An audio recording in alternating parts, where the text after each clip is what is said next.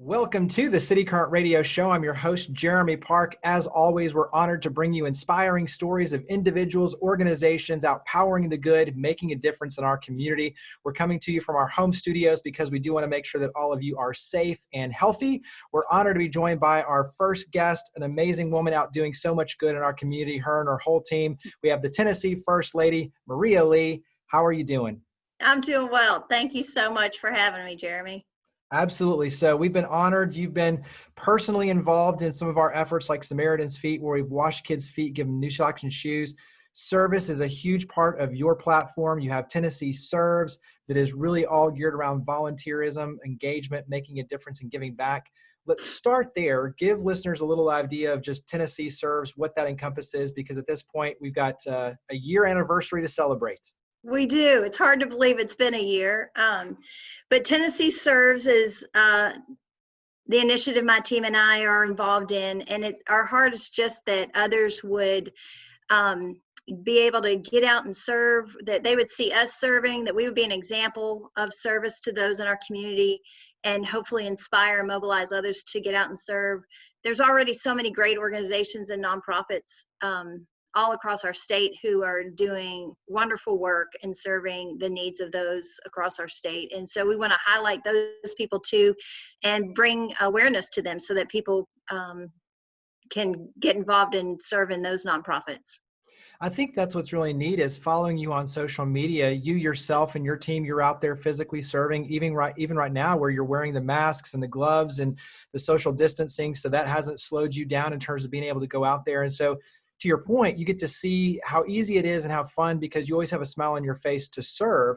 At the same time, you're right, you're highlighting those organizations and raising awareness for the nonprofits. So in both ways, you're actually engaging and recruiting more volunteers, but you're also helping to raise awareness for the nonprofits. So I think that's a really neat way to show and to be a role model for others. Like, here's how easy it is. You get involved and you can help raise awareness for these nonprofits. Yeah, and it really is easy. And it's so many nonprofits are so well run that, I mean, if you just go on their website and sign up to volunteer, it is effortless. You just show up and they have it all laid out for you, what to do and how to do it. And I do think people's hearts are to serve, and I think people do want to help others. Sometimes they just don't know where or how to get involved. And our hope is to bring, light to nonprofits across the state so that people in any part of our state can go, oh, I didn't even know that nonprofit, was around the corner for me. I'd love to get involved in that. And so that is our heart is to shine a light on the nonprofits who are already doing a great job all across our state. Talk about what you're seeing in terms of the creativity. I know that there's always a need, and now more than ever when you look at what we're facing. And obviously there in Middle Tennessee, 2 tornadoes. So you've got physical darkness and devastation to try to rebuild. Right. But you also too get to see the light of people coming out. And then you obviously have the coronavirus and COVID-19, which is causing a lot of issues as well. How are you seeing organizations and individuals adapt to be able to still do what we need to do to get results? Yeah, being around some of these nonprofits who have just done a tremendous job in adapting to the guidelines and being able to still recruit volunteers, because they need volunteers in order to help the people that they serve. They need people to serve them. But they have, multiple ones have followed the guidelines as far as masks and gloves are available. They limit their volunteer groups to just 10 people. They keep the safe distance between the volunteers during that time, and have people come in shifts of 2 or 3 hours, and then a new group comes in. And others are doing things from home where you can get a list of names, in particular, such as elderly or disabled who can't get out, and for whom services may have had to be cut off for a while as far as house cleaning or bringing meals. And so you can get a list of those names and call from your own home if you can't get out to help. So the nonprofits have been great as far as adapting to this COVID-19 scenario that we find ourselves in. One of the things to me about service is it's a huge opportunity for you to get connected to your community, but to also build relationships. And I think relationships are really what make any community special.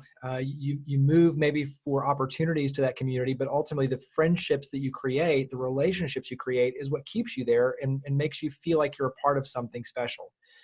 Talk Yeah. about how serving in the community and the volunteerism has created new relationships for you, and how you see the relational element of this unfolding. It's interesting because, we've served with some of the same nonprofits multiple times. And so you build a relationship with the people there in those nonprofits. And then when they need help, they know they can call on us or let us know what their needs are, and we can get them out there.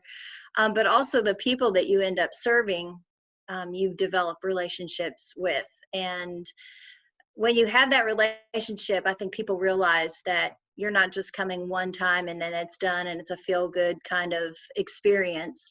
They realize, hey, you've been here before and I think you really do care about me. And then they start opening up to you and sharing their heart and trusting you. And, that's invaluable. People are made for relationship. And so when you're able to get out and serve them and they really see that you do care because you're coming back again and again, there's real value to that, in being consistent and being ongoing, and something that doesn't happen just once but continues.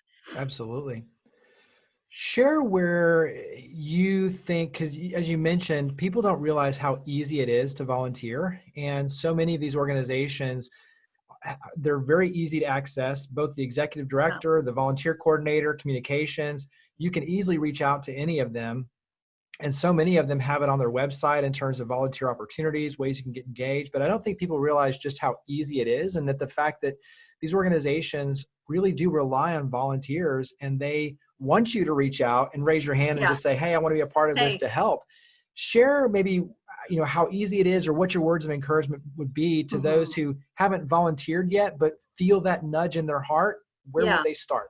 Yeah, they can go to our website. We have a list of nonprofits on our website that we have either worked with personally or vetted and know are doing great works across the state. But yeah, just get involved. Find an interest. What are you interested in? What's your passion? Google it. Find a nonprofit that fits your interests and your skill levels. And all of these nonprofits that we've worked with so far, they make it so easy. You just sign up, you tell them when you want to come, what you can do. It's effortless. You show up and it's already there waiting for you to just dive in. Whether it's packing bags for kids who are home and need extra meals during this time, or packing boxes to ship overseas to military. There's so many organizations that literally have the supplies and they just need people to put them together. And there are so many people who rely on the nonprofits and the services of the nonprofits, that nonprofits really, the lifeline for them are their volunteers. And in Yeah. this time of social distancing and staying home, they still need volunteers in order to be able to serve the ones that really need the help. So I just say, find something you're interested in, whether it's elderly or veterans or children, and get involved in a nonprofit. If you just call them, they'll plug you in, and it will be so effortless and easy. You'll go back. Yeah, and I think it is one of those that we talk about it on the show all the time, is that the great Gandhi quote, you find yourself in the service of others. But it really is true. The more you serve others, the more you learn about yourself, and the more that you grow as a person. And that's physically, spiritually, your career, Yeah, professionally. Like, there's so many different things that you get out of serving others, that it really is so extremely worthwhile, and the power that it generates both in the community, but for yourself as well. that's so Um, true. I'm not going to ask you to pick any of your favorite nonprofits, because that would be impossible, like picking your Thank favorite you. child. But give us maybe one or two just either neat moments that recently have stood out to you, or just some, good experiences that you've had, just that put a smile on your face. Yeah. Gosh, just here of late is putting together fuel packs for kids. That is just basically a big Ziploc bag that has, a few items that we would take for granted, but for some kids who are home without necessarily having a meal every day, this is life to them. And knowing that these kids, I think we packed 2,000 this past, is that right? 1,000, sorry, 1,000 fuel packs this past week. And you just go, that's 1,000 kids who are going to have a meal or at least something in their stomach. Just the tornadoes. We went out the next day, and a bunch of friends of mine packed lunches. We all made peanut butter and jelly sandwiches.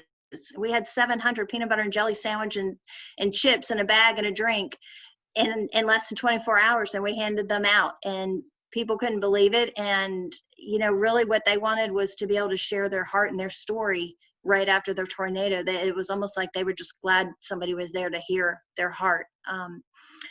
And then I have to say, Samaritan's Feet has worked with you all, and that's where I got to connect with that nonprofit. And having a one-on-one with a kid who may not have socks or holes in their shoes, to be able to sit down and wash their feet and share the love of Christ with them, and then hand them a pair of new socks and shoes, that puts a smile on your face and tears in your eyes. So there's so many great organizations out there that if you just jump in with them, you're going to be blessed. And I think too that sometimes we have an opportunity, or we tend to overcomplicate things, and you don't realize that in many cases doing something for one other person, you as one person can make a huge difference by taking small steps. And so realizing that it just starts with raising your hand and showing up, and all of a sudden really good things will happen. I know on your end, so Saturday, May 16th was Tennessee's Day of Service. And so there's a lot that goes into what you're doing all throughout the year. Talk about, just in general, some of the major things that you are looking to accomplish from a goals perspective with Tennessee Serves. I think when we look back on this in a few years, if we can have been an inspiration, an example of service that inspires others to get out and serve, I feel like we will have accomplished great things. If we are able to highlight nonprofits that people may not have known about or known even exist right in their own community, and that they get involved with them and bring more volunteers to those nonprofits, I think we will have been a success. Down the road, we hope to be able to have some projects of our own that we can go into a community and say, what do you need? We can help.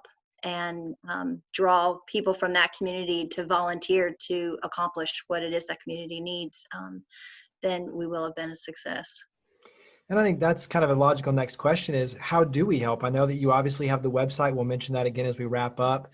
That's an easy opportunity for us to raise our hand and to get plugged in. But, as you start looking, especially at that sort of scope where it's like we want to be able to come in and create synergy, but also to pull in all of these different resources and stakeholders to really be able to create positive change. Mm-hmm. What are some ways that all of us can help you and be a part of that effort? I think sometimes when people look at service, they think I need to get out and do something.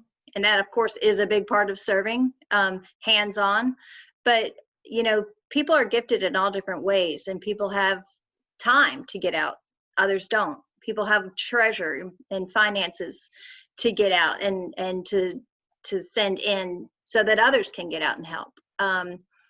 And then others have talents that people are looking for that others may not have. And so, the time, talent, and treasure model, whatever it is that you have of those three, nonprofits across our state are looking for all of them. And evaluate what it is that you have to give, and then plug in somewhere to give it. And I think that brings up a great point too, is for those that do have certain experiences, expertise, whether it's legal, operations, finance, there's so many ways you can align what you're good at and what you're passionate about with helping those nonprofits who desperately do need that guidance and that help. And so there's so many ways, like you said, whether it's a financial contribution, your time physically out serving, or even your experience and your resources, and even different, whether it's conference rooms, camera equipment, everything. There's small ways that everyone can help, and it's not hard. Like you said, it's very, very easy. Just raise your hand. Yeah. Yes, and anything that might stop you in your tracks of making that phone call, I say just make that phone call into a nonprofit, and you'll never regret it. Absolutely. So wrap up and tell them again the website where to go to, one, follow you and your efforts, but two, to make it easy to get out and serve. Yeah, Tennessee or tn.gov/First Lady is our website, and you'll find a list of ways to help and nonprofits that are on there where you can find one that fits what you're interested in.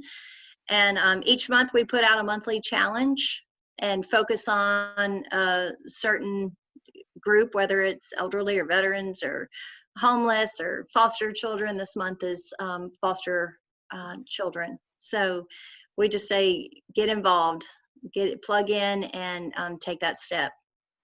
Well, Tennessee First Lady Maria Lee, thank you for all you do. You and your team are amazing. We greatly appreciate your heart of service, the difference you're making. Thank you for coming on the show as well. Appreciate you. Thank you, Jeremy. Thanks for all that cityCURRENT does for Middle Tennessee and Memphis. Thank you.